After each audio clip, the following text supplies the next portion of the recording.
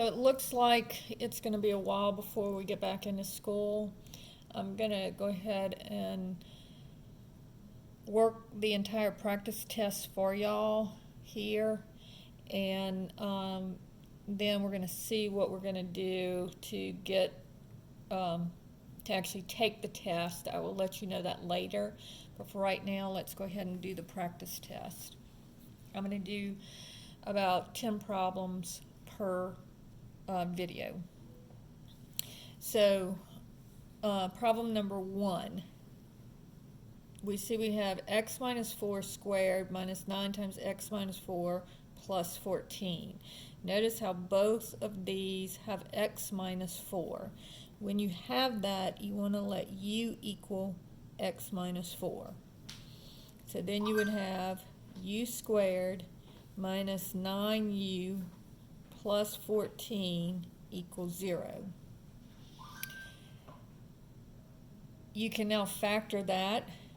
14 is equal to 1 times 14, or 2 times 7. 2 times 7 is 9, but I want negative 9, so it would be negative 2 and negative 7. So this gives me u minus 2 times u minus 7 equals 0. If u minus 2 equals 0, then u would equal 2. And if u minus 7 equals 0, then u would equal 7. Problem is, we don't want to know what u is, we want to know what x is. So I'm going to come over here, I'm going to have x minus 4 is what u is equal to. So since u is 2, then x minus 4 must equal 2. And add the 4, and I get x is equal to 6.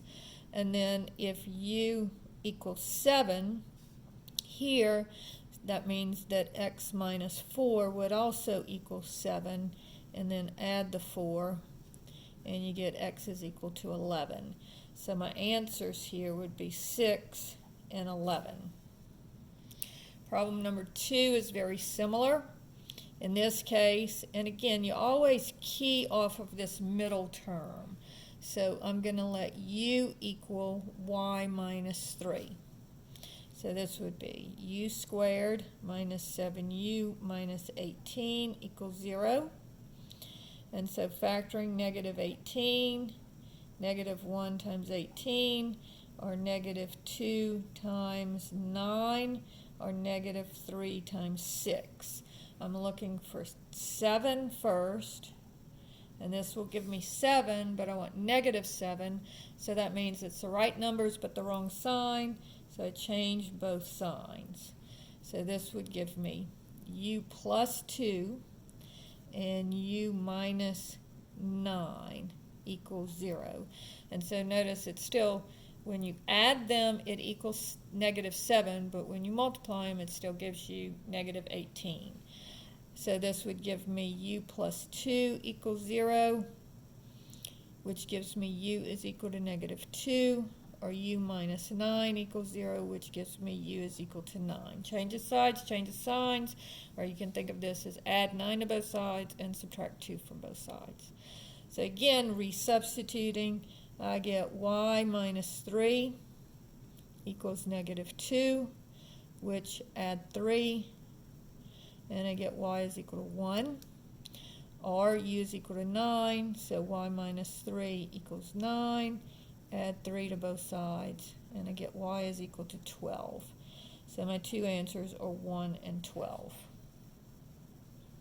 All right, on that problem number 3, we're going to have to, first, you can't just take the fourth root of both sides because you need 4 answers here. So I'm going to have to bring the 144 to the other side, set it equal to 0, and then factor it. So this is now a difference of 2 squares. So the square root of z to the 4th is z squared, and the square root of 144 is 12. And so it's a difference of 2 squares, so it's z squared plus 12, and z squared minus 12 equals 0. So z squared plus 12 equals 0. You would have subtract the 12 from both sides. Z squared is negative 12.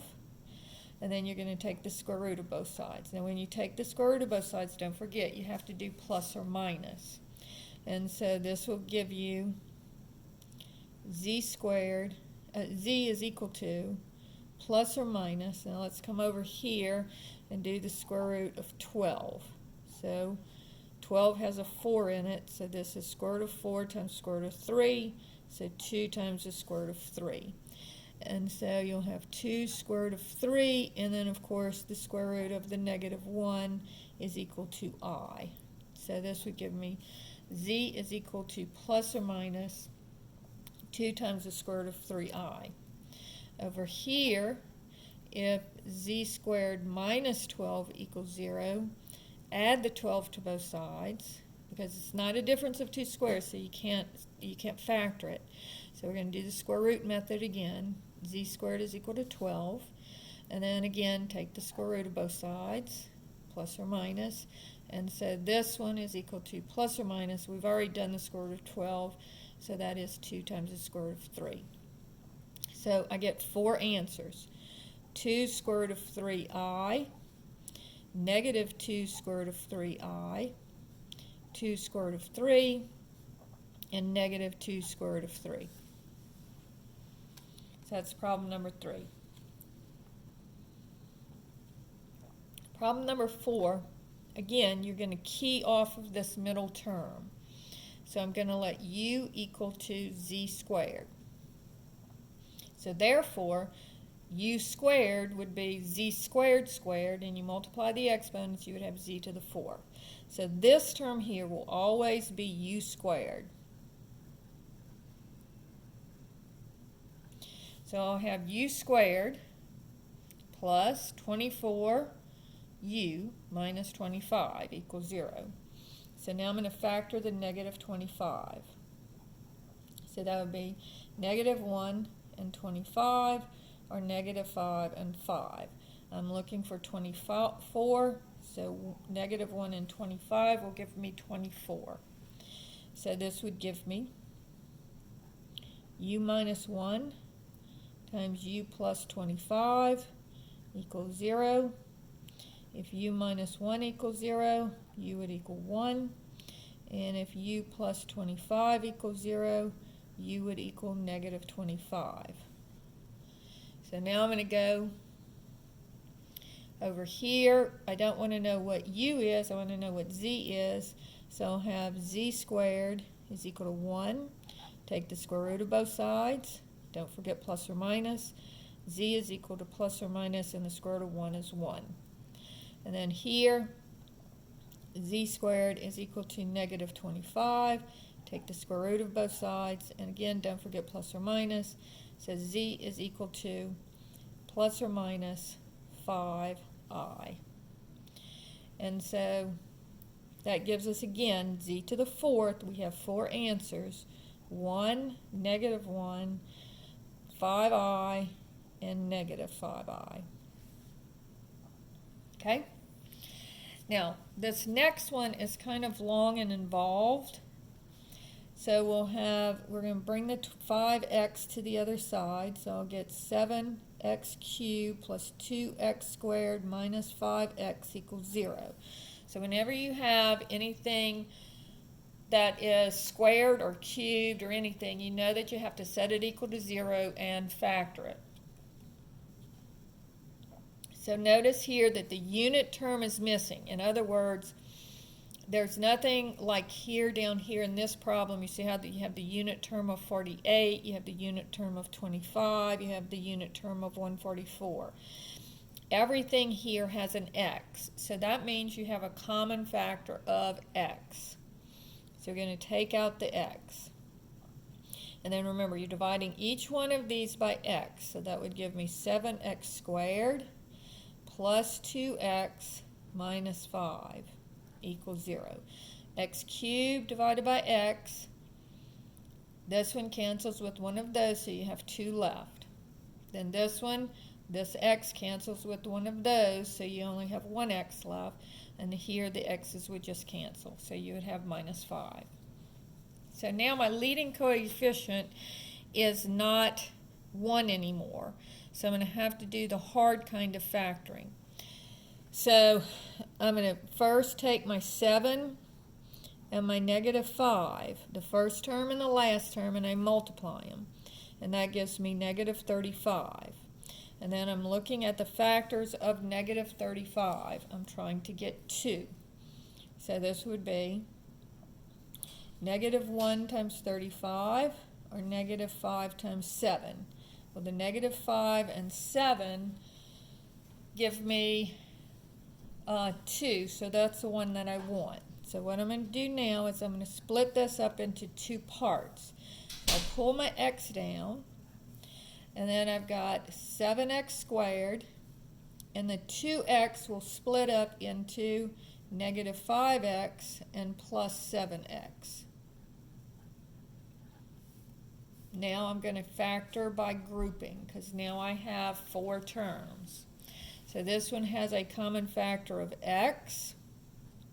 So I'm just carrying this x down. Take out this x, and I'm left with 7x minus 5 plus, on this one they don't have anything in common, but remember 1 always divides into everything. And so this would be 1 times 7x minus 5. So now I have 2 terms in my brackets, and so the common factor there would be 7x minus 5. Notice this term has 7x minus 5, and this term has 7x minus 5. So again, I'm going to pull down my x, and I'm going to take out the 7x minus 5. Now when I do that, it disappears from here, and my first term would just be x. And it disappears from here. My second term would be plus 1. And so this gives me x equals 0. This gives me 7x minus 5 equals 0. So 7x, add the 5, and then divide by 7. So you get 7/5, and then x plus 1 equals 0. So x will equal -1. And so again, you started with x cubed, you get 3 answers: 0, 5/7, and -1. So my answers are 0, 5/7, and -1. All right, problem number 6. It says solve the polynomial equation x cubed times 3x squared minus 16x minus 48. Now in this one, we're starting out with 4 terms. So whenever there's more than 3 terms, you always factor by grouping. So I'm going to factor these 2 together and these 2 together. So these 2 have a common factor of x squared. So I'm going to take out the x squared, and I'm left with these x squared into x cubed. These 2 cancel with 2 of these, so I'm left with x. Plus, the x squareds cancel, and I'm left with 3. Now, over here, what do they have in common? Well, first of all, if this first term is negative, take out the negative, and they're both divisible by 16. So now I'm going to divide each one of these by -16. So -16 into -16x goes x times. This negative and the 16 cancel. And then -16 into -48 gives me plus 3.